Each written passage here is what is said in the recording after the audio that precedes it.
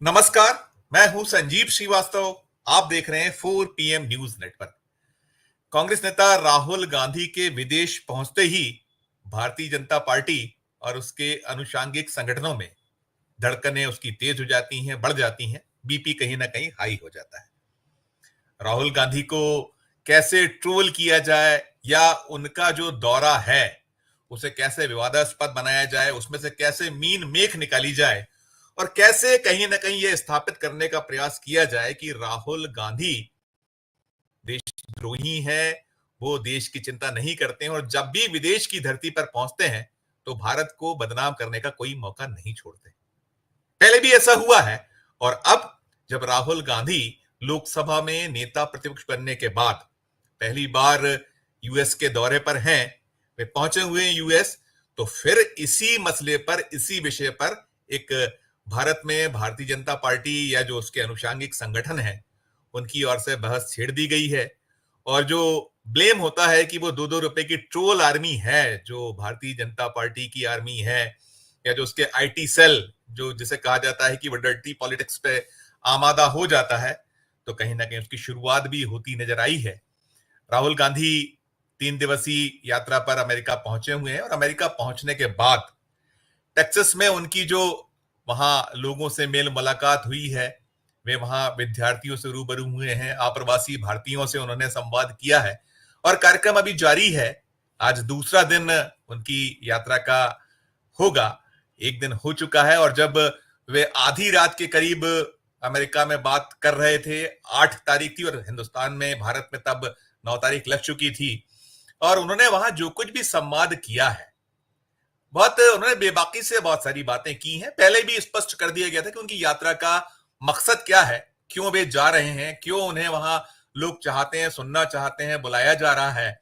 और चूंकि प्रधानमंत्री नरेंद्र मोदी भी इसी महीने अमेरिका की यात्रा पर जाने वाले हैं, उनके ठीक पहले राहुल गांधी का जाना, वहां लोगों से संवाद करना, वहां अपनी बात रखना बेहद बेहद नागवार गुजरा है। भारतीय जनता पार्टी या उसके अनुषांगिक संगठनों को यह बात साफ उभर कर सामने आ रही है और एक जबरदस्त जो विवाद या एक जो बहस होती है उसे छेड़ने या उसकी एक शुरुआत हिंदुस्तान में, भारत में हुई है। और आलम ये तक हो गया है कि जो मोदी सरकार में मंत्री हैं, गिरिराज सिंह, जो एक माउथ पीस है उस सरकार का, घोषित स्पोक्स पर्सन तो नहीं है लेकिन बार बार वही सामने आते हैं और जो कुछ एक उनकी ओर से निकलना होता है, विवाद और नए बढ़ाने होते हैं, खड़े करने होते हैं, तो वे प्रकट हो जाते हैं और बोलते हैं। उन्होंने बड़ा तीखा एक प्रहार राहुल गांधी पर किया है, कांग्रेस पर किया है।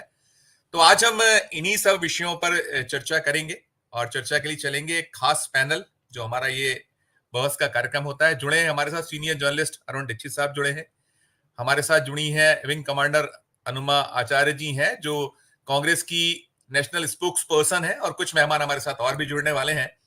और बहस की शुरुआत करने के पहले वो खास जो चीजें हैं, जो अभय मुद्रा वाली बात उन्होंने कहीं संसद में कही थी, और भी जो चीजें हैं, राहुल गांधी ने जो पहला उनका जो दिन बीता है उसमें वो सारी चीजें उठाई हैं, चाहे वो रोजगार का मसला हो, गरीबी हो भारत की, या और ऐसे विषय जो बहुत मौजूद विषय है। और साथ साथ उन्होंने अमेरिका से भारत कैसे संबंधों को और प्रगाढ़ हो सकते हैं उस पर भी कहीं ना कहीं फोकस किया है। तो सारी बातें हैं, लेकिन जो एक मैंने कहा कि भारतीय जनता पार्टी उसमें क्या कुछ ऐसा निकाल पाए जिससे राजनीतिक लाभ हो सके और कैसे उस यात्रा को या उस पूरे के पूरे मसले को विवादित बनाया जाए, उस पर ज्यादा फोकस होता है। हमारे साथ राजेश ठाकर साहब भी जुड़ गए हैं। राजेश जी का भी बहुत बहुत स्वागत। मैं सारे पैनलिस्टों का स्वागत करूंगा सभी का, और ये पैनल हमारा भिज्ञ है इससे दर्शकगण, तो मैं बहुत ज्यादा उसमें भूमिका में नहीं जाऊंगा। शुरुआत में करूंगा राहुल गांधी के वो अंश भाषण के जो बहुत खले हैं, खासकर कहीं वो संघ पर प्रहार माना जा रहा है, और भी कि बीजेपी की कैसे धज्जियां उड़ाई गई विदेशी धरती पर। साथ साथ बाकी तो है ही कि रोजगार पर उन्होंने बात की, तो कहीं उसमें चीन भी आए कि चीन हमसे क्यों आगे है, तो वो उसको श्रेणी में ला दिया गया कि ये राष्ट्र द्रोह जैसी बात है। तो राहुल गांधी की वो जो भाषण के कुछ खास अंश हैं, पहले दर्शकों को सुनाता हूं, हमारे पैनलिस्ट ने वे भी सुने, फिर मैं बढ़ूंगा आगे। The RSS believes that India is one idea. And we believe that India is a multiplicity of ideas. And we believe by the way, very much like the United States. We believe that everybody should be allowed to participate. We believe that everybody should be allowed to dream. Everybody should be given space, regardless of their caste, language, religion, tradition, history. This is the fight. And the fight was crystallized in the election, when millions of people in India clearly understood that the Prime Minister of India is attacking the Constitution of India. Because what I am saying to you, union of states, respect to languages, respect to religions, respect to traditions, respect to castes, this is all in the Constitution. Every single word that I have said to you is in the Constitution. The foundation of modern India is the Constitution. And what people understood in the election clearly, and I saw it happening, when I used to raise the Constitution like this, people understood what I was saying. They were saying that the BJP is attacking our tradition, attacking our language, attacking our states, attacking our histories. And most importantly, what they understood was that anybody who is attacking the Constitution of India is also attacking our religious tradition. Right? And that is why in my first speech in Parliament, you must have noticed, when I described Abhay Mudra, the fact that this is a symbol of fearlessness and it is present in every single Indian religion. You can look, you go on the internet and you can see every single Indian religion. Guru Nanak Ji holds his hand like this. Shiva holds his hand like this. Every single Indian religion, the hand is a symbol of fearlessness. And when I was saying this, the BJP could not stand it. They don't understand. And we are going to make them understand. You see, and the other thing that happened that was very beautiful, that in fact I was amazed that it happened so quickly, was that symbol of fearlessness, and it is present in every single Indian religion. You can look, you go on the internet and you can see every single Indian religion. Guru Nanak Ji holds his hand like this. Shiva holds his hand like this. Every single Indian religion, the hand is a symbol of fearlessness. And when I was saying this, the BJP could not stand it. They don't understand. And we are going to make them understand. You see, and the other thing that happened that was very beautiful, that in fact I was amazed that it happened so quickly, was that fear of the BJP vanished, disappeared, gone. And we saw that immediately, within minutes of the election result, nobody in India was scared of the BJP or the Prime Minister of India. So these are huge achievements, not of Rahul Gandhi or the Congress party. We are peripheral. These are huge achievements of the people of India who realized, of democracy, of the people of India who realized that we are not going to accept an attack on our constitution. We are not going to accept an attack on our religion. We are not going to accept an attack. ये थे राहुल गांधी थे। मैं साथ साथ इसके बाद जो गिरिराज सिंह जी का बयान है उसको भी सुनाना चाहूंगा, फिर मैं सवाल जवाब का सिलसिला शुरू करूंगा। वो क्या कह रहे हैं इसे सुनिएगा। जो युवराज हैं और तीसरी बार भी कांग्रेस को राहुल गांधी के नेतृत्व में भारत की जनता ने नकार दी, 99 पे आके अटका दिया। और ये दुनिया में जाकर के जो भारत आज मेक इन इंडिया के रूप में, जो भारत इनके कार्यकाल में डिफेंस इंपोर्ट होता था वो एक्सपोर्ट कर रहा है, वो भारत जो देश में 19 लाख करोड़ का इंपोर्ट था वो आज 80 लाख करोड़ पे पहुंच गया। वो भारत की तारीफ करने के बजाय बाहर में जाकर के, इंडिया के बाहर, भारत के बाहर जाकर भारत को गाली देना, ये तो लगता है चाइना की तारीफ करना, दुश्मन देश की तारीफ करना, ये लगता है चाइना के पैसे पर पलते हैं और चाइना की ही बात ब्रांडिंग करने के लिए ये बाहर में जाके चाइना का ब्रांडिंग कर रहे हैं। इन पर तो ऐसे लोगों को, अगर कानून भारत में नहीं होता, अगर मोदी जी संविधान की रक्षा नहीं करते, तो ऐसे लोगों को देशद्रोह का मुकदमा चलाना चाहिए, जो भारत की निंदा भारत के बाहर जाके करे, भारत को बदनाम करे और दुश्मन देशों की तारीफ। ये शुरुआत में हनुमा जी आप ही से करूंगा, क्योंकि ब्लेम सारे के सारे राहुल गांधी जी पर है। और ये कहा जा रहा है कि आप लोग जाते हैं देश के बाहर, देश को बदनाम करते हैं, आप लोग जो है चाइना से कहीं ना कहीं आपको फंडिंग हो रही, यही है। और फिर तो वो तो बहुत क्लियर कट कह रहे हैं कि प्रधानमंत्री जी संविधान की रक्षा कर रहे हैं, नहीं तो अब तक तो हो गया होता। प्रतिक्रिया आपकी हनुमा जी। जी नमस्कार, आप सभी पैनलिस्ट को भी नमस्कार।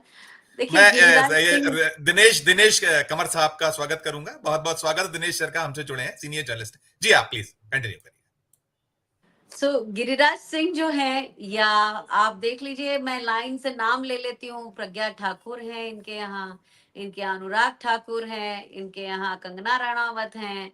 ये सारे लोग, इनके अस्तित्व इसलिए भी हैं कि ये कितना ज्यादा से ज्यादा भद्दा बोल सकते हैं, इसके लिए ये लोग फेमस हैं।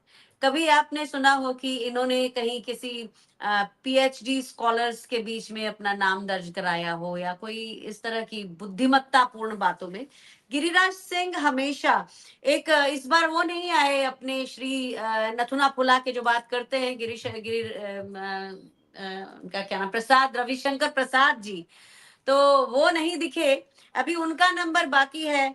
कुछ लोग मंत्री ना बनने के कारण तड़प रहे हैं, तो वो इस तरह के बयानबाजी करते हैं। राहुल गांधी जी ने जो कहा, केवल बीजेपी आरएसएस के खिलाफ कहा, देश का तो उसमें कोई ऐसा मुद्दा आया ही नहीं। देश के बारे में तो वो बातें कही। उन्होंने कहा कि आप लोग जो हैं वो पुल हैं, अपने पुराने घर भारत और अपने नए घर अमेरिका के बीच में पुल हैं। आप यहाँ की संस्कृति से एरोगेंस नहीं लेकर आए हैं, आप यहाँ की संस्कृति से ह्यूमिलिटी, विनम्रता और एक दूसरे के प्रति सौहार्द लेकर गए हैं।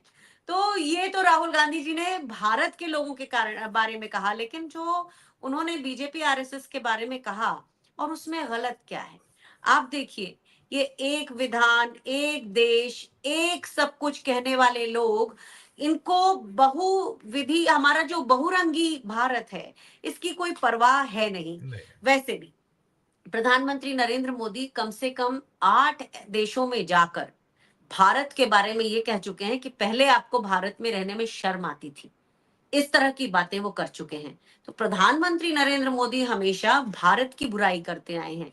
राहुल गांधी जी भारत की परंपरा की बात कर रहे थे, और उसमें ये भारतीय जनता पार्टी और आरएसएस का जो अटैक है, जिसके कारण उन्होंने चुनाव में एक तरह से मुंह की भी खाई है। और राहुल जी ने कहा कि इस चुनावों में एक बात जरूर हुई कि बीजेपी और आरएसएस से लोगों ने डरना छोड़ दिया। तो ये उन्होंने कहा। अब दिक्कत ये है कि ऐसा कुछ जर्नलिस्ट को मैंने बोलते हुए सुना है कि अमेरिका काफी जगहों पर सत्ता पलट भी करवाता रहा है। तो पहले नरेंद्र मोदी जी 2014 के पहले कई बार अमेरिका गए थे, अब राहुल गांधी जी जा रहे हैं। तो नरेंद्र मोदी जी को डर लग गया है कि ये कहीं अमेरिका तो नहीं करवा रहा है, उनका जो एक हमेशा का जो रहता है। अच्छा, जहां तक अब चाइना की बात भी कर गए गिरिराज सिंह जी, चाइना से जो व्यापार बढ़ा है वो तो नरेंद्र मोदी जी ने बढ़ाया है।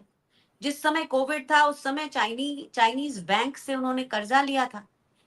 जो पीएम केयर फंड है उसमें 2-3 चाइनीज कंपनियां, जिसमें हुआवे भी शामिल थी, जिसमें पेटीएम भी शामिल था, जिसमें अलीबाबा भी शायद शामिल था, इन लोगों से उन्होंने लगभग कुल मिला के लगभग 55 करोड़ रुपए का चंदा लिया था।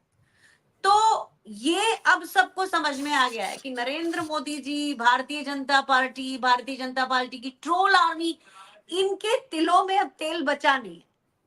और एक खास बात बोल के मैं अपना पहले बार का जो है वो खत्म करूंगी, वो ये है, भारतीय जनता पार्टी वर्चस्ववादी राजनीति करती है। कांग्रेस की राजनीति में कांग्रेस ऐसा मानती है कि ये देश सबका कलेक्टिव ओनरशिप का देश है, लेकिन भारतीय जनता पार्टी सिर्फ कब्जा जमाने की राजनीति करती आई है और अब उनको आने वाले चुनावों में भी अपने हाथों से सत्ता जाती हुई दिख रही है। तो मैं तो यहां तक कहती हूं कि जिस तरह से जब कांग्रेस सवाल पूछती थी कि आपने ये कहा 200 लोग मर गए, 300 लोग मर गए बालाकोट की स्ट्राइक में, उसका आपके पास क्या प्रमाण है, तो वो ये कहते थे कि आप सेना पर सवाल उठा रहे हैं। इसी तरह आज जब बीजेपी और आरएसएस की जिस तरह की वर्चस्ववादी नीतियों पर आज जब राहुल गांधी जी प्रहार कर रहे हैं और प्रतिपक्ष के नेता की तरह प्रहार कर रहे हैं, तो बीजेपी की जमीन हिली हुई है और उस तरह की बातें कर रही है जिसका अब कोई लोगों के अंदर उनके इन बातों का कोई असर पड़ना बंद हो चुका है। भारत जोड़ो यात्रा ने कुछ कमाल किया था, आगे का कमाल न्याय यात्रा ने किया, और अब जब से एलओपी बने हैं राहुल गांधी जी, तब से भारतीय जनता पार्टी का रोज ही बुरा हाल है, चाहे वो संसद में हो चाहे बाहर हो। हर रोज वो हमारी पिच पर खेल रही है, लेकिन जब वो उलझुल बातें करती है तो वो लोग भी अब समझ जाते हैं लोगों के ऊपर उसका असर नहीं पड़ रहा है। जी बिल्कुल बिल्कुल, लोगों पर असर नहीं पड़ रहा, ये दिखलाई देने लगा है साफ साफ। राजेश सर, आपके पास आता हूं। ये जो बार बार ये होता है कि सबसे बड़ा देशभक्त यदि कोई है तो वो भारतीय जनता पार्टी के लोग, बीजेपी है। वो जब दुनिया के देशों में जाते हैं तो भारत का आन बान शान बढ़ाते हैं, तमाम बातें करते हैं, और राहुल गांधी पहुंचते हैं तो देश का अपमान भी करते हैं और देश का कहीं ना कहीं जो एक उसके साथ जो द्रोह जैसी बात भी अब होने लगी है। और उन्होंने जो वहां कहा था वो चाइना को लेकर जो तुलना है, जिस पर बहुत ज्यादा बवाल है, बाकी तो है ही, संघ पर प्रहार है और भी चीजों पर है, भारतीय जनता पार्टी को कटघरे में खड़ा किया गया है। उन्होंने बहुत स्पष्ट कहा है कि जो हमें प्रोडक्शन में जिस तरीके से ध्यान देना था वो नहीं दे पाए, इसलिए चीन हमसे आगे। क्या ये देशद्रोह की श्रेणी में होगा? आपकी टिप्पणी राजेश सर, और बाकी मोदी जी का जो देशभक्ति है उस पर भी साथ। अगर राहुल गांधी का ये कहना कि चीन जो है मैन्युफैक्चरिंग सेक्टर में हमसे आगे है, वो अगर देशद्रोह की श्रेणी में आता है, तो जो हमारा इंपोर्ट चाइना से बढ़ा है बिजनेस के अंदर पिछले 10 सालों के अंदर, वो किस श्रेणी में आता है? हर देश जो है दूसरे देश से व्यापारिक संबंध जो है वो रखता है, लेकिन भारतीय जनता पार्टी की सबसे बड़ी दिक्कत यह है कि वो भाजपा और भारत के बीच में अंतर नहीं कर पा रहा।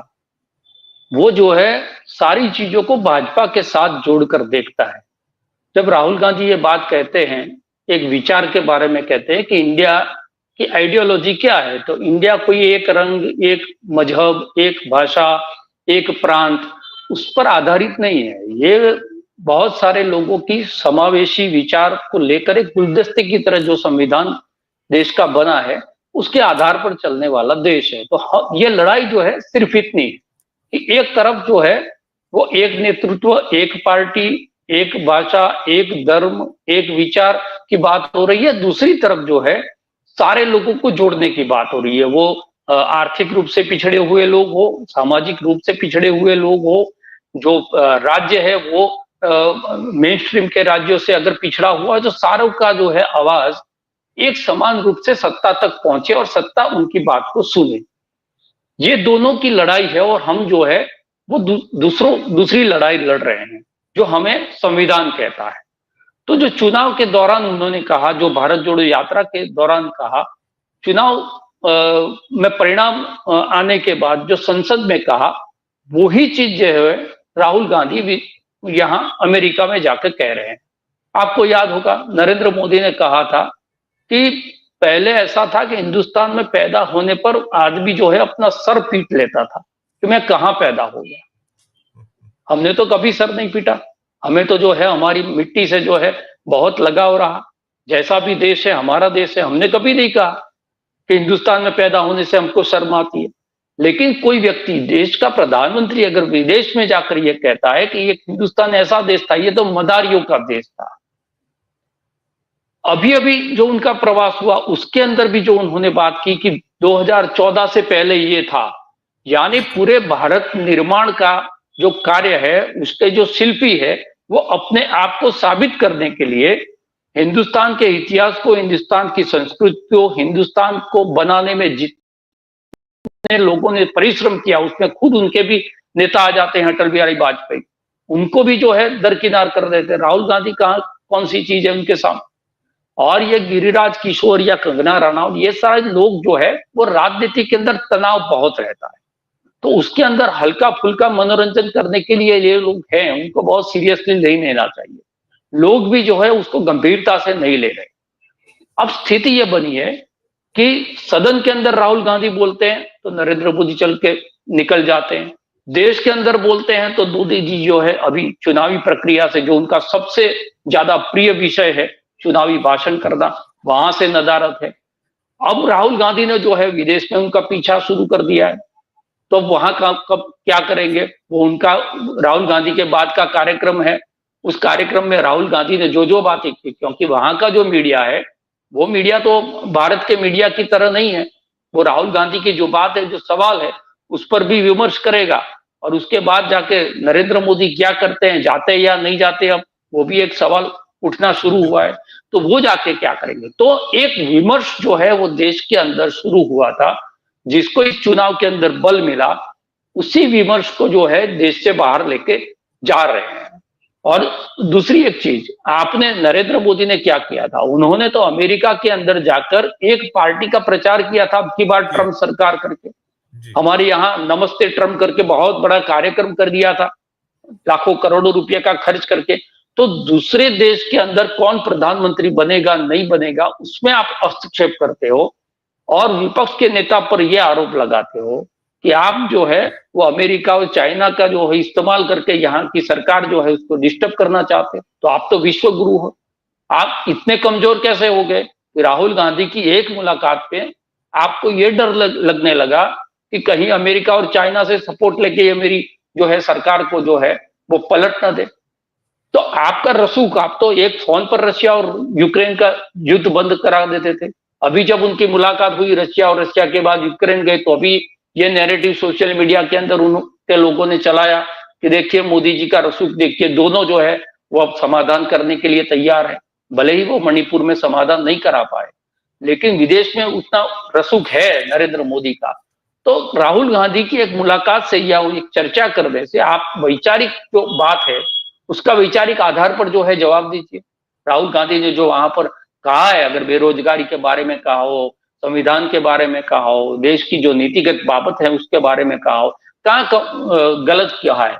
जो डर था नरेंद्र मोदी का वो विपक्ष के अंदर छोड़ दीजिए, मीडिया के अंदर छोड़ दीजिए, खुद उनकी पार्टी में वो डर जो है वो खत्म हो गया है। आप हरियाणा में देख रहे हैं, गुजरात जो है उनका गृह राज्य है, इसके अंदर हम देख रहे हैं नगर निगमों के अंदर जो है भारतीय जनता पार्टी के लोग भारतीय जनता पार्टी के खिलाफ जो है वो लड़ने लगे हैं।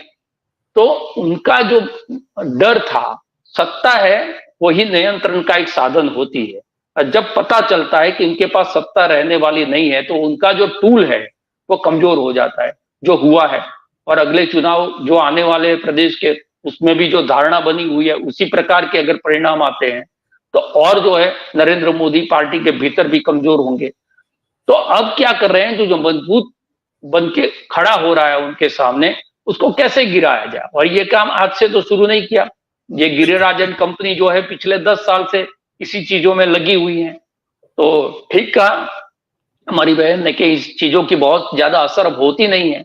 अब जो है लोग जो है वो समझने लगे हैं कि भी कौन सी चीज पर राजनीति हो रही है, कौन सी चीज जो है वो राष्ट्रनीति है। तो दोनों के अंदर अंतर करना पड़ेगा। जो हमारा रेफरल पॉइंट है वो तो संविधान है ना, वो तो कोई मजहब है नहीं। तो अगर संविधान पर चर्चा होती है, और बहुत सारी घटनाएं हैं जो हम देख रहे हैं, दुनिया देख रही है, जो बता रही है कि किस प्रकार से एजेंसियों का ये सारा चीज हो रही है सरकार के अंदर, उसके बावजूद भी जो है लोगों ने डरना छोड़ दिया है। उसका मतलब कि संविधान के प्रति लोगों का झुकाव जो है वो बड़ा है, और उसको बिल्कुल मजबूत करने के लिए जो लोग बोल रहे हैं उसके पीछे लोग खड़े हो रहे हैं। बिल्कुल बिल्कुल, मैं दोबारा दोबारा आपके पास लौटता हूँ। एक जो पहला राउंड है, अरुण सर, जो दिनेश सर के पास जाने के पहले आपके पास आता हूँ। और जो कहा है गिरिराज सिंह ने, गलत क्या कहा है? वो जो कहा भी हनुमान जी ने भी कहा, और कहीं ना कहीं राजेश भाई ने भी कहा है कि वो एक विचार वाला मामला है। और दूसरा जो कहीं ना कहीं अब मोदी से कोई नहीं डर रहा है, ये बहुत ज्यादा खला है सरकार को, भारतीय जनता पार्टी को, या उनके तमाम, और साथ में जो संघ के को लेकर जो प्रहार है, इन सब पर आपकी प्रतिक्रिया अरुण सर। संजीव जी, बात शुरू करते हैं संघ से ही। गिरिराज किशोर ने जो बात कही कि राहुल गांधी को 10 जन्म लगेंगे संघ जी को समझने में, और राहुल गांधी ने जो बात कही कि संघ के हिसाब से भारत एक विचार है, और कांग्रेस या राहुल गांधी खुद मानते हैं कि भारत सारे विचारों को लेकर के बना है, यही भारत की खासियत है। तो पहले हम बात कर लेते हैं गिरिराज किशोर की। गिरिराज किशोर अगर नहीं होते, एक और थे बिहार में इनके जैसे, अब किसी का नाम नहीं लेना, वो किनारे हो गए, उनकी उपयोगिता खत्म हो गई है। मैं कहता हूं कि राहुल को 10 जन्म लगेंगे संघ को समझने में। दरअसल संघ वो संगठन है जिसमें किसी की समझ नहीं है, सारे सबको एक रास्ते चलना है, जो कह दिया गया उसको सुन लो और निकल जाओ, समझने की तो बात ही नहीं है। पूछ ले क्या खुद गिरिराज सिंह समझते हैं संघ क्या है? अगर संघ को कोई समझा होता, मैं तो डॉक्टर मोहन भागवत जब ये कहते हैं कि इस देश में रहने वाला हर आदमी हिंदू है, तब भी मैं ये नहीं समझ पाता हूं कि वो संघ क्या है। संघ एक, जो अंग्रेजी में एक कहावत है, गैंग ऑफ अनमैरिड मैन। तो ये जो गैंग ऑफ अनमैरिड मैन है, ये इस कंट्री को कैसे चलाना चाहता है, कैसे अपने ढंग से घुमाना चाहता है, वो एक बहुत बड़ा उदाहरण है। आप देखिए जो बात कही राजेश भाई ने, अगर भारत एक विचार है तो फिर मैं ये पूछता हूं, मणिपुर कहां है? कश्मीर में जो हो रहा है, आपने कहा कि धारा 370 हटा ली, और उसके बाद अब लगातार जम्मू में हमले हो रहे हैं। जिस दिन प्रधानमंत्री लाल किले पे खड़े होके कह रहे थे कि अब सेना सर्जिकल स्ट्राइक करती, आतंकी हमले नहीं होते, उसी दिन एक हमारे युवा सैनिक का शव रखा हुआ था जो शहीद हुआ था। तो झूठ बोलने में नरेंद्र मोदी को कोई तकलीफ नहीं होती, और उनकी पूरी टीम। अब आप धीरे धीरे देखिए बोल कौन रहा है। एक स्मृति ईरानी होती थी, बेचारी कहाँ है आजकल? बहुत सारा शोर मचता था उनका। तो जो लोग थोड़ा समझ पा रहे हैं वो किनारे हो रहे हैं। गिरिराज किशोर जैसे लोग, अभी अपने इलाके में शायद किसी ने कोई धक्का मुक्की दे दी थी तो खुद के शहीद होने का भी दावा उन्होंने कर लिया। सही शब्द नहीं जानते, सही बात नहीं जानते, लेकिन मोदी को पसंद है क्योंकि वो राहुल गांधी को गाली देते हैं। राहुल गांधी को गाली देने भर से क्या हो जाएगा? मैं सवाल पूछता हूं। राहुल गांधी ने जो अपना भाषण दिया है, मैंने भी सुना और तमाम चैनलों पे देखा, उन्होंने यही तो कहा है कि रोजगार के मामले में चीन और वियतनाम आगे हैं। तो ये साबित है, पूरे 10 साल आपने हमने देखा, दिवाली आती है तब चीनी पटाखे मत खरीदो, चीनी ये मत खरीदो, चीनी वो मत खरीदो, और गलवान घाटी के बाद अरुणाचल से लेके और लद्दाख में चीन कब्जा किए बैठा है, उस पर नरेंद्र मोदी के मुंह में दही जम जाता है।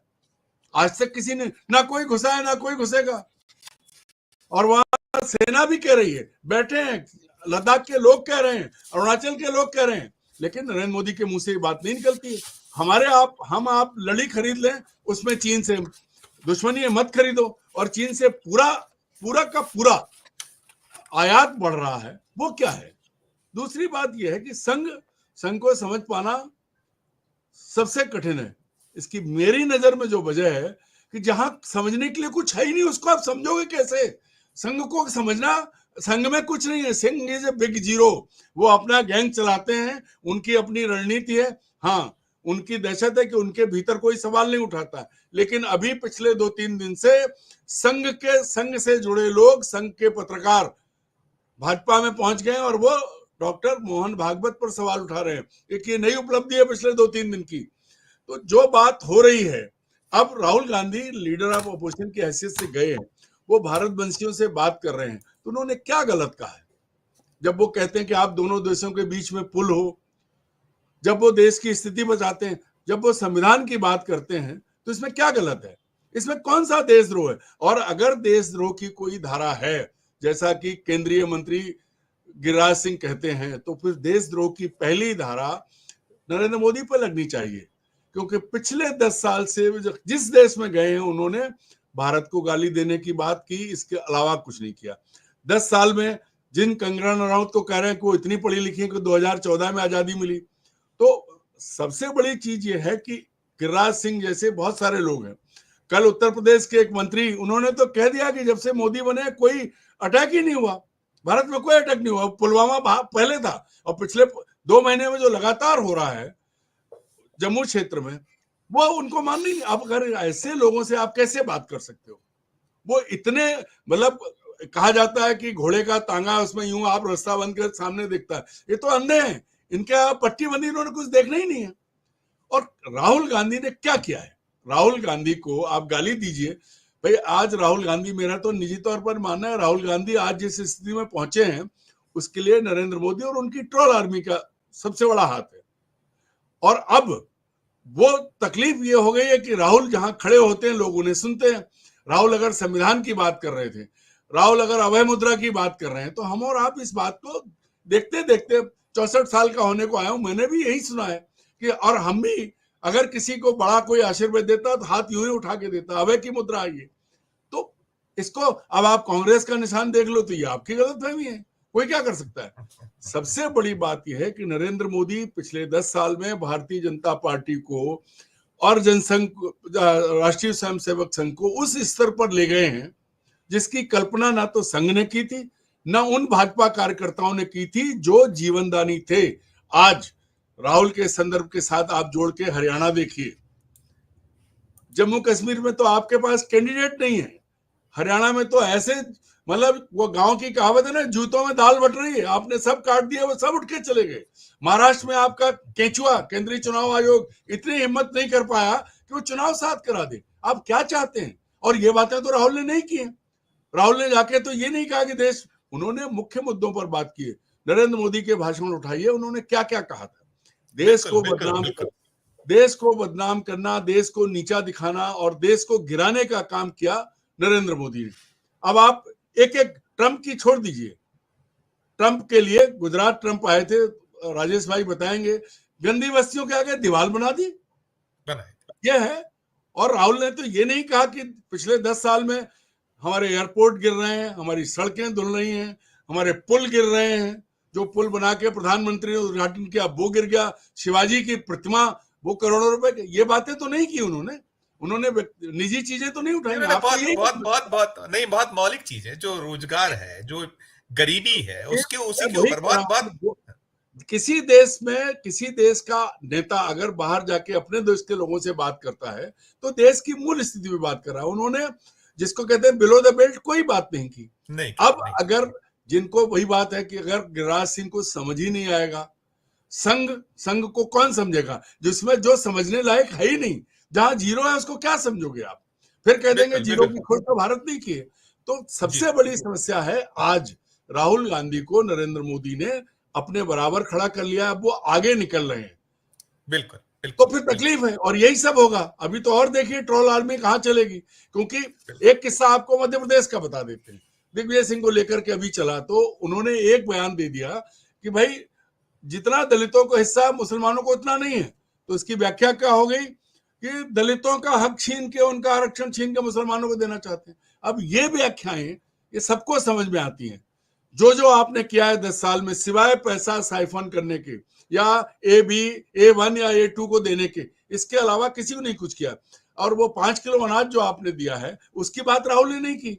आप एक तरफ कहते हैं हमने 25 करोड़ लोगों को गरीबी की रेखा से निकाल लिया, फिर 80 करोड़ लोगों को आप अनाज दे रहे हो, 25 करोड़ निकल गए, तो इस देश की आबादी कितनी और कितने लोग बचे? झूठ और झूठ के आंकड़े बीजेपी के डीएनए में शामिल है और उन्हीं के इर्द गिर्द घूम रहे हैं। अब राहुल अगर कोई बात करें, राहुल ने कुछ गलत बोला होता तो हम लोग बात करते, ऐसा कोई बात ही नहीं है। पर अच्छी बात यह है कि राहुल को हीरो बना रहे हैं। नहीं, बिल्कुल वो जो है उन्हीं के पिच पर जाकर खेलना अब उनकी मजबूरी हो गई है, स्पष्ट हो गया। दिनेश सर, जो बाकी आप तो सुन ही चुके हैं 3 जो हमारे पैनलिस्टों की ओर से, इसमें जो प्रमुख चीज ये है कि कोई यात्रा हो राहुल गांधी, इसके पहले भी जब हुई है तब भी ऐसे ही उसको कहीं ना कहीं विवादित बनाने का प्रयास किया, और जितना ये कोशिश करते हैं उतना ही विफल होते चले जा रहे हैं। और आज जब ये हुआ, और अब तो नैरेटिव बदला है पूरी तरीके से, अब लोग समझने लगे हैं। पहले कई चीजें हो जाया करती थी, चल जाया करती थी, बावजूद इसके ये सब होना करना क्या विनाश काले विपरीत बुद्धि ही माना जाए? क्या कहा जाए इस पे? दिनेश सर, अनम्यूट कर लीजिएगा, अनम्यूट कर लीजिएगा। पहले तो मेरा सबको प्रणाम। और उसके साथ ये जो चर्चा का विषय है, इसमें दो चीजें बहुत महत्वपूर्ण है। वो व्यक्ति जो पहले ये कह रहा था कि मैं मदारियों के देश में पैदा हो गया, जापान जाकर कहा था, आज डमरू किसके हाथ में है, ये समझने वाली बात है। और पिछले 10 साल से उसे कौन बजा रहा है, ये भी समझने की बात। मसला ये नहीं है कि राहुल गांधी अमेरिका जाकर क्या बोल रहे हैं। राहुल गांधी टेलीप्रॉम्प्टर से नहीं बोलते। राहुल गांधी जो बोलते हैं वो उनके अंदर से की आवाज आती है और वो उसे बोलते हैं। और हालात ये है, मसला क्यों ऐसा हो रहा है, ये सबसे बड़ी समझने की बात है कि सुल्तान की सल्तनत टूट गई और लोकतंत्र स्थापित हो गया। ये सबसे बड़ा खतरा है।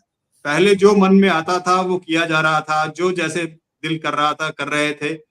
आपको पता है, जैसे अभी चर्चा में आया कि मणिपुर की तरफ आंख तक उठाकर नहीं देखा, लेकिन जब लोकसभा में वो भाषण चल हुआ प्रधानमंत्री का 52 मिनट्स और 55 मिनट्स का, उसमें 8 सेकंड उस इशू के ऊपर डिस्कस किए हमारे प्राइम मिनिस्टर ने, जो सबसे गंभीर मुद्दा था उस वक्त का।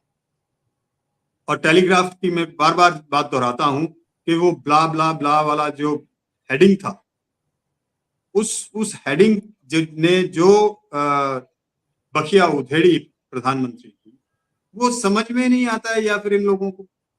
तो कुल मिलाकर ये जो परिस्थितियां उत्पन्न हुई हैं, और मैं भाई साहब का, अरुण भाई साहब का बहुत एहतराम से ये बात कहना चाहता हूं कि उन्होंने जो केंचुआ की खोज की है वो बहुत बढ़िया की है।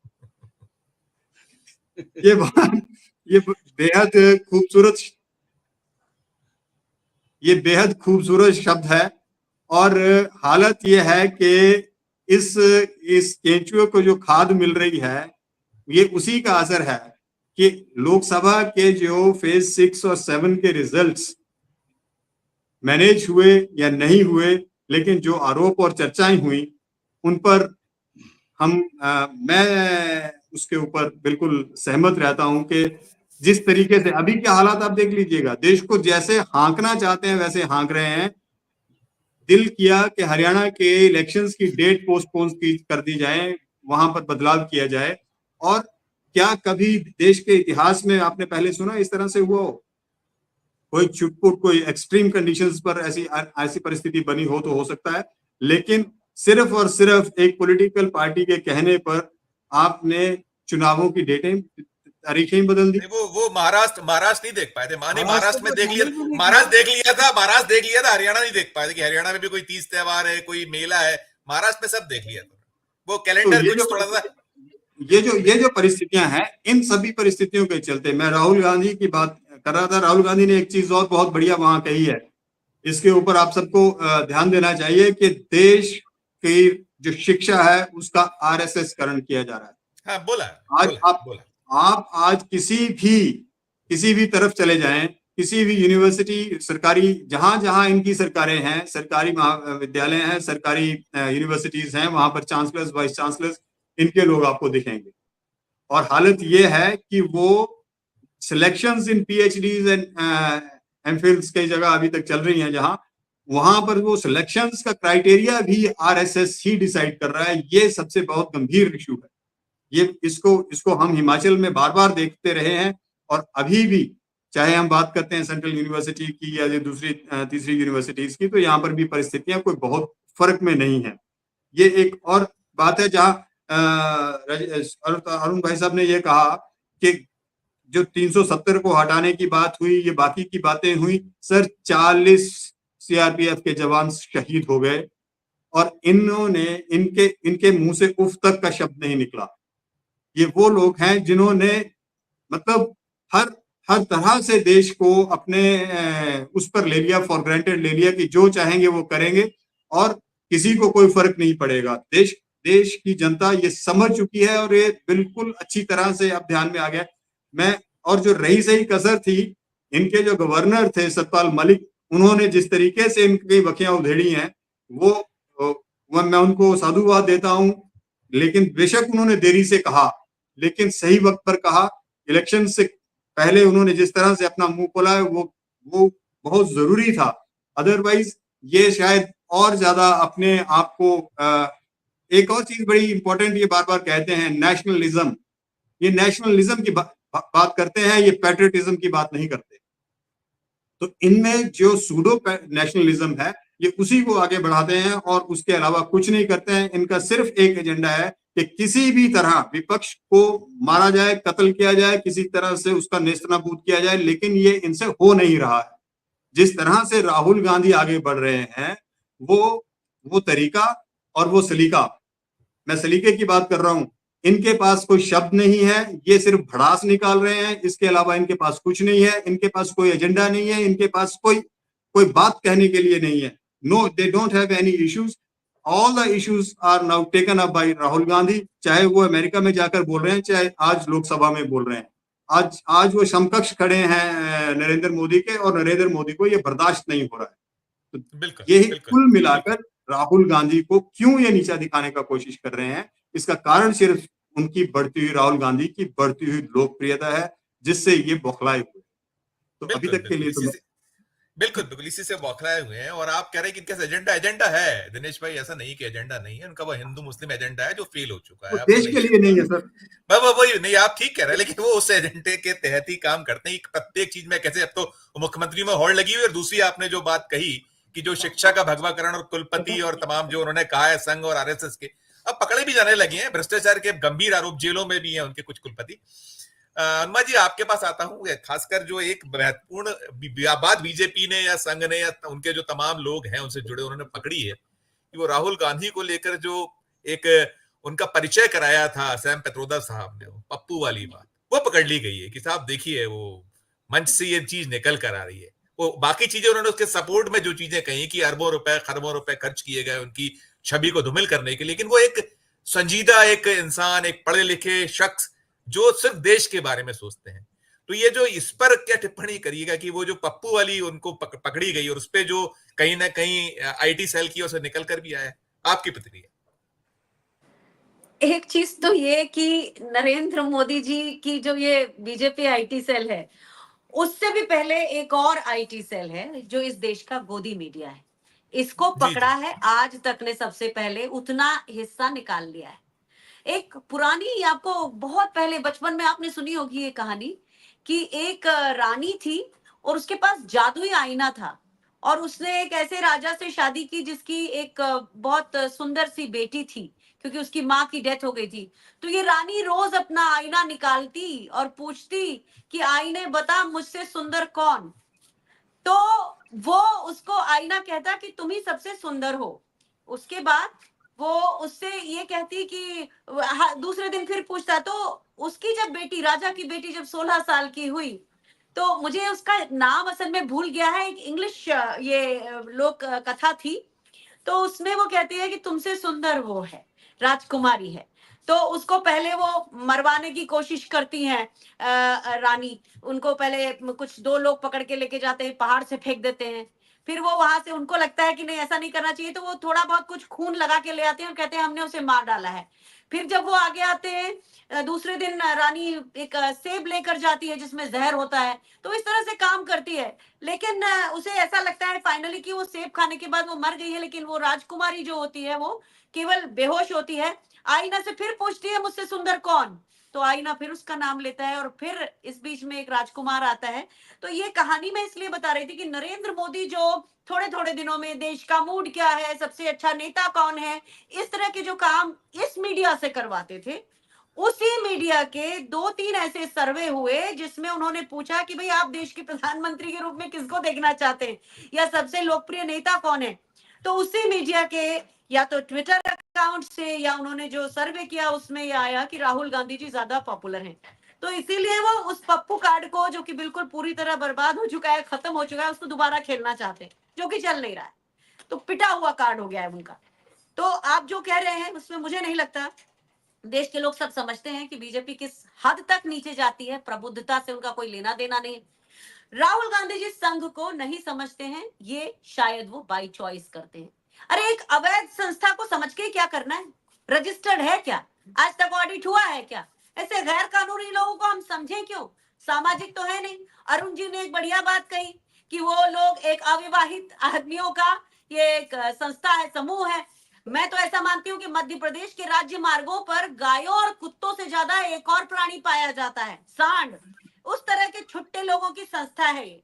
तो मुझे ऐसा लगता है कि जिस प्रधानमंत्री का विदेश मंत्री कहता हो कि हम चीन से लड़ाई थोड़ी मोल ले सकते हैं, क्योंकि चीन तो पूरे हमारे देश से ज्यादा बड़ी अर्थव्यवस्था है। हमारे प्रधानमंत्री जो लाल आंख दिखाने वाले थे, 2000 किलोमीटर चीन अंदर आया बैठा है। हर रोज लद्दाख में, पेंगोंग सो में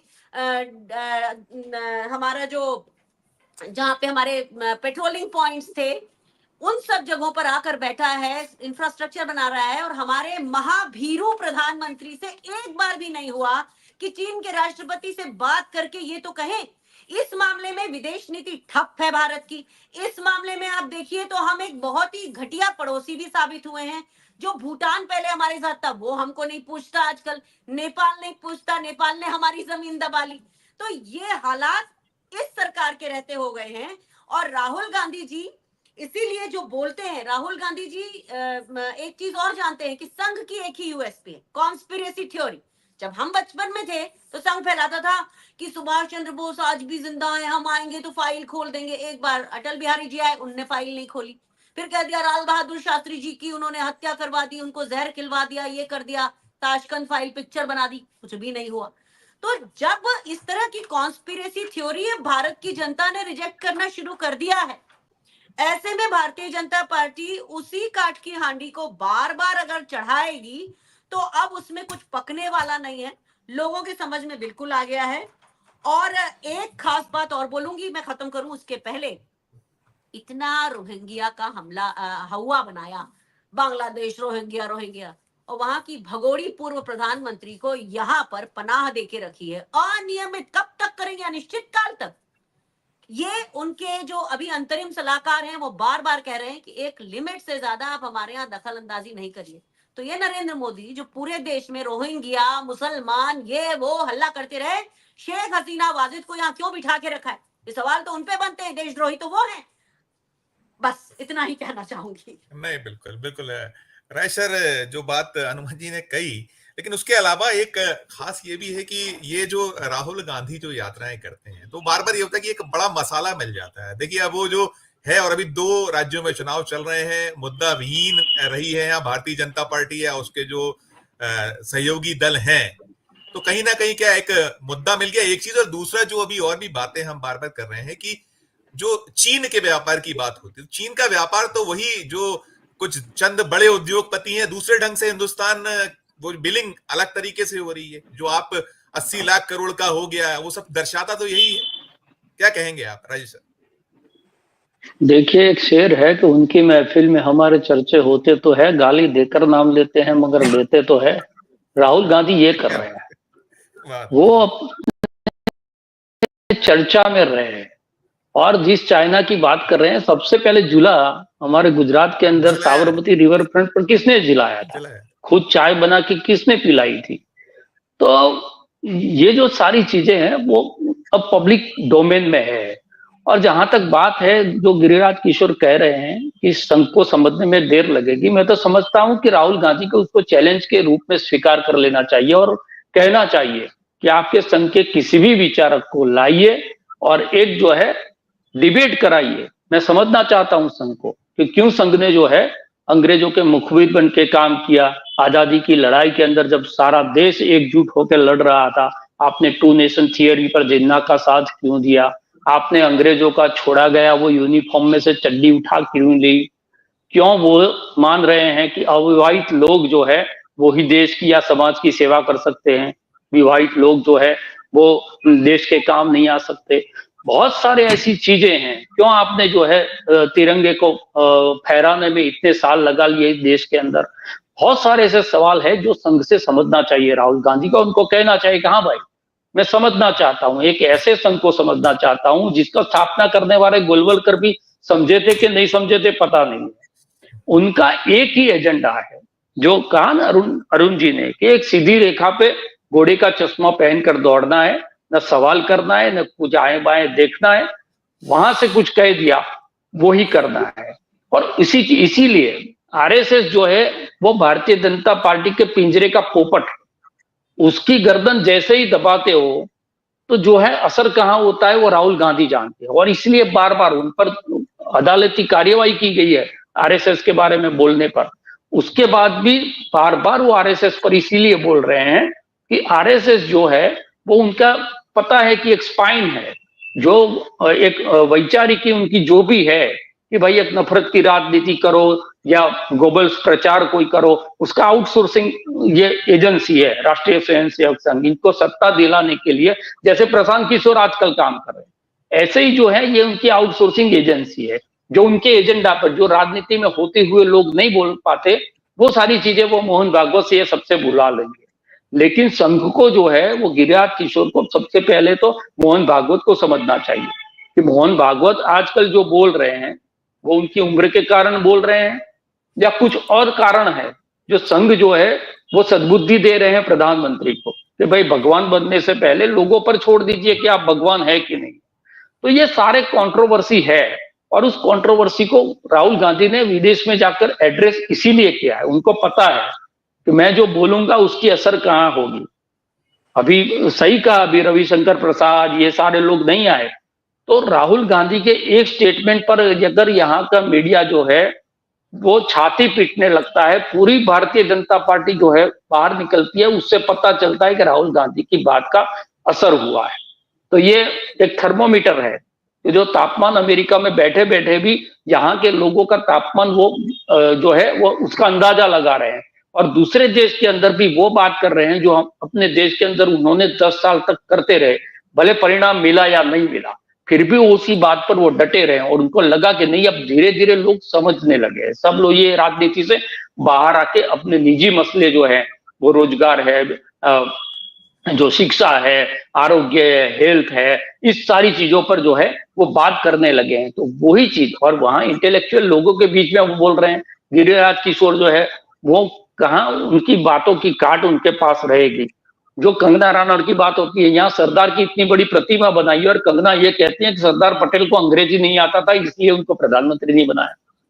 अब ऐसे ऐसे जोकर पाल रखे हैं इन लोगों ने, तो मैं तो उनसे जो है बिल्कुल मनोरंजन पाता हूं, और मैं कंगना रनौत का बड़ा वर्जन में नरेंद्र मोदी को भी समझता हूं।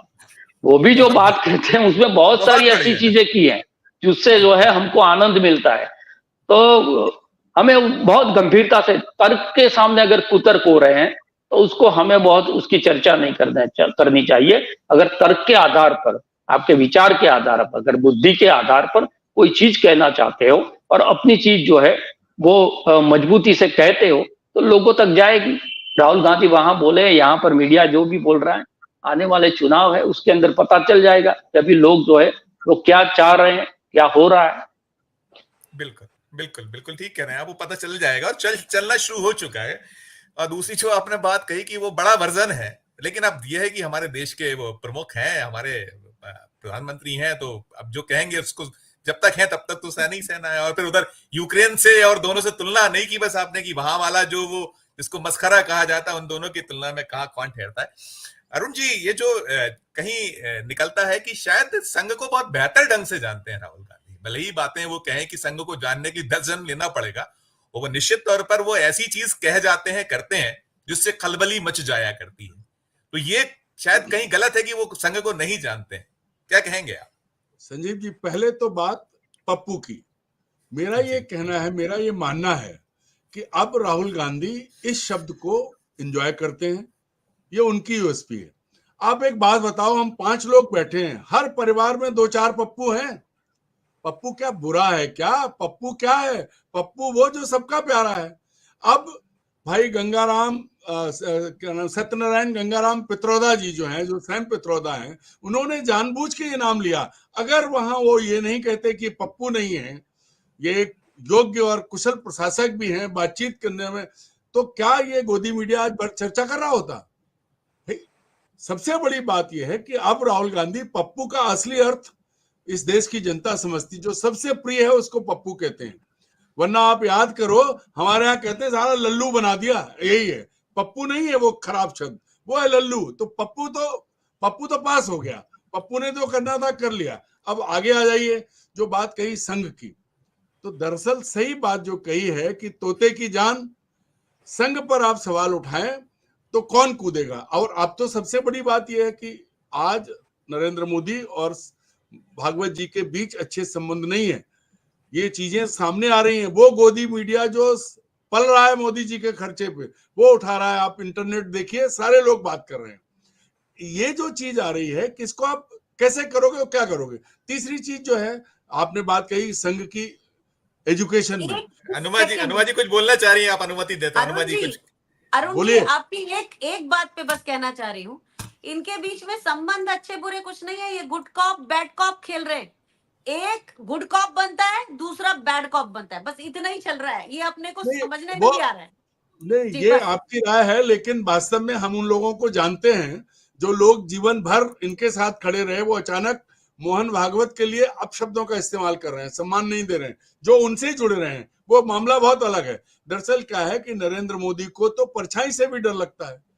राहुल गांधी ने तो शुरुआत नहीं की थी। अगर राहुल गांधी अमेरिका में बैठ के बात करते देश में हो रहे भ्रष्टाचार की, जो लगातार चीजें, अगर वो कहते सेवी, अगर वो दूसरी चीजों को कहते जहां बिल्कुल आंख बंद करके मक्खियां निगल ली गई हैं मोदी सरकार द्वारा, वो नहीं कही उन्होंने मोदी का नाम तक नहीं लिया है। अब ये स्थिति आ रही है कि जब भी कोई बात हो रही है, वहां पर पहुंच रहा है संघ, और संघ पर जब राहुल हमला करते हैं तो बोल कौन रहा है? संघ का अपना प्रचार तंत्र है, संघ के अपने लोग हैं। बोला कौन? बोला गिरिराज सिंह, जिसको कोई सीरियसली नहीं लेता। तो ये भी बहुत बड़ी बात है संघ के बचाव में। उन लोगों को जो संघ से ठाकुर साहब जानते हैं, दिनेश भाई जानते हैं, जिन्हें बोलना चाहिए था वो नहीं बोले। मूल बात यह है कि संघ ने भी अपना 10 साल में खूब मजे लिए हैं।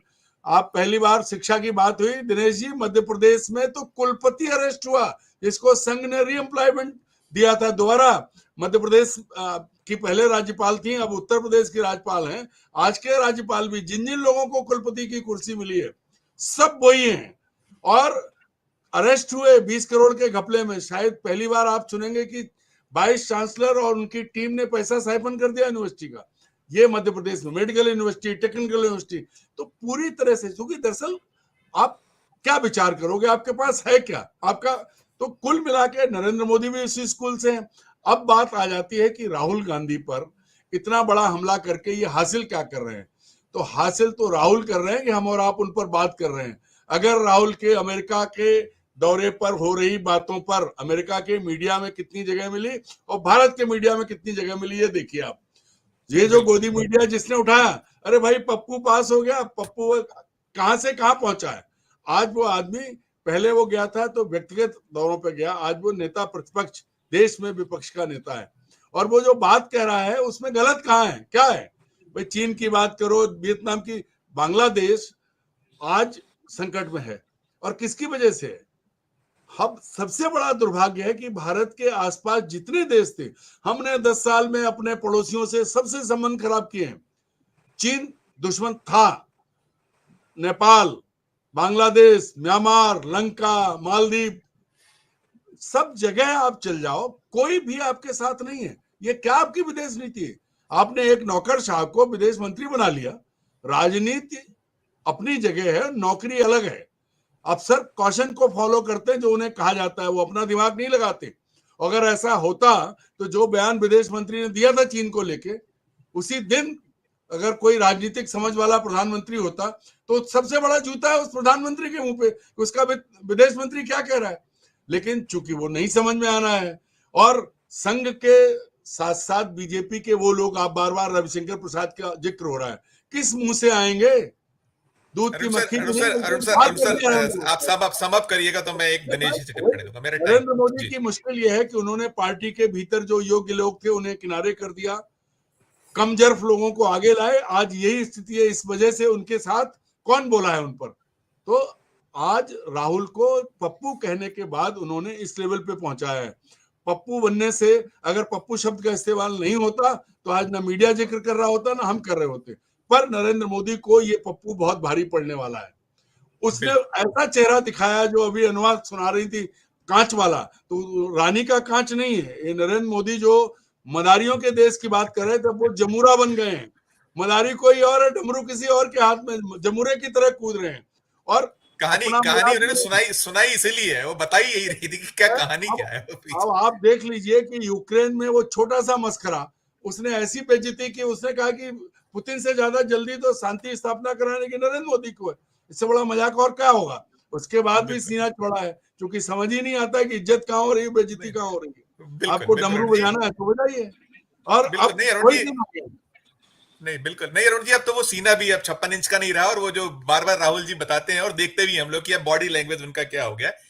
फाइनल टिप्पणी चाहूंगा दिनेश सर आपसे कि क्या ये जो भय या चिंता जो है, कहीं जो अब ये वैश्विक स्तर पर जो वो छा रहे हैं, वो कहीं पीड़ादायक है कि विश्वगुरु जो है, विश्वगुरु की छवि तो वैसे ही तार तार है, तो अब कहीं ऐसा ना हो कि और हिंदुस्तान में भी जो या भारत में जो स्थिति थी वहां भी हम खारिज हो ही गए लगभग। आपकी टिप्पणी। मसला सिर्फ आरएसएस को लेकर नहीं है, मसला जो सारा है वो राहुल की बढ़ती छवि और मोदी जी की जो झूठ बोलने की आदत है उसका है। मैं आपको ये स्पष्ट कर देता हूं, मोदी जी उस वर्ग से आते हैं जिसको आरएसएस बोलते हैं। मैं कई बार चूक जाता हूं कि वो हिंदी में राष्ट्रीय स्वयंसेवक संघ है या इंग्लिश में रूमर स्प्रेडिंग सोसाइटी है। वो एक बड़ा वो बड़ा इंटरेस्टिंग कोट है। लेकिन मसला ये है कुल मिलाकर के कि इसकी स्थापना ही झूठ पर हुई है और झूठ का ही बोलबाला है, क्योंकि इन्होंने शुरू में कहा था कि हम एक वेलफेयर सोसाइटी, एक कल्चरल ऑर्गेनाइजेशन बनाएंगे और उसके माथत हम अपना काम करेंगे। लेकिन एजेंडा क्या था कि देश की सत्ता को अनडेमोक्रेटिकली हथियाना था, ये एजेंडा था। और अभी मोहन भागवत ने रिसेंटली फिर ये कहा कि हम कोई पॉलिटिकल पार्टी नहीं है, हमारा पॉलिटिक्स से कुछ लेना देना नहीं है। लेकिन पूरे देश ये जानता है, हर बच्चा ये जानता है कि राजनीति के सिवाय आरएसएस को आज कुछ और करना ही नहीं है। उन्होंने तब भी यही किया और अब भी यही कर रहे हैं। तो कुल मिलाकर मसला यह है कि हाथ से निकलती हुई सत्ता, इनको दूसरा खौफ क्या है, सबसे बड़ा चीज मैं आपको बता दूं खतरा क्या है, कि जो इनके कारनामे हैं पिछले 10 साल के, अब खतरा ये है कि ये सत्ता अगर हाथ से निकल गई तो जितने भी ये लोग, इनकी जितनी काली करतूतें हैं, चाहे वो करप्शन के मामले हैं, चाहे वो दूसरे मामले हैं, उनके ऊपर अगर कार्रवाई किसी ने करनी शुरू करी तो सब के सब आपको सलाखों के पीछे दिखेंगे। ये खौफ है जो सबसे बड़ा खौफ है, जिसके माथत ये सारी चीजें हो रही हैं। राहुल गांधी को लेट डाउन करो, विपक्ष को लेट डाउन करो, बाकी सब चीजें, इसका कारण सिर्फ ये है। तो ये एक कुल मिलाकर राहुल गांधी के खिलाफ ये मुहिम नहीं है, ये अपने आप को बचाने की मुहिम भी इसमें जुड़ी हुई है। बिल्कुल अपने आप को बचाने की मुहिम जुड़ी हुई है। बिल्कुल आप ठीक फरमा रहे हैं, वही भय है। एक अच्छी और शानदार चर्चा के लिए अरुण सर आपका, दिनेश सर आपका, राजेश जी और हमारे साथ अनुमान जुड़ी हुई थी, सभी का बहुत बहुत धन्यवाद, बहुत बहुत आभार। तो ये थी हमारी आज की चर्चा। हमारा अनुरोध वही कि हमारे चैनल को लाइक कीजिए, सब्सक्राइब कीजिए, और यदि ज्वाइन का बटन नहीं दबाया है तो ज्वाइन का बटन भी जरूर दबाइए। हम फिर किसी नए विषय, किसी नए मुद्दे के साथ आपके समक्ष हाजिर होंगे। हमारा अनुरोध ये भी होगा कि ये चर्चा आपको कैसी लगी, हमारे इस वीडियो के डिस्क्रिप्शन बॉक्स में जाकर जरूर टिप्पणी कीजिएगा। प्यार और स्नेह बनाए रखिए और देखते रहिए 4 PM न्यूज नेटवर्क। धन्यवाद, नमस्कार।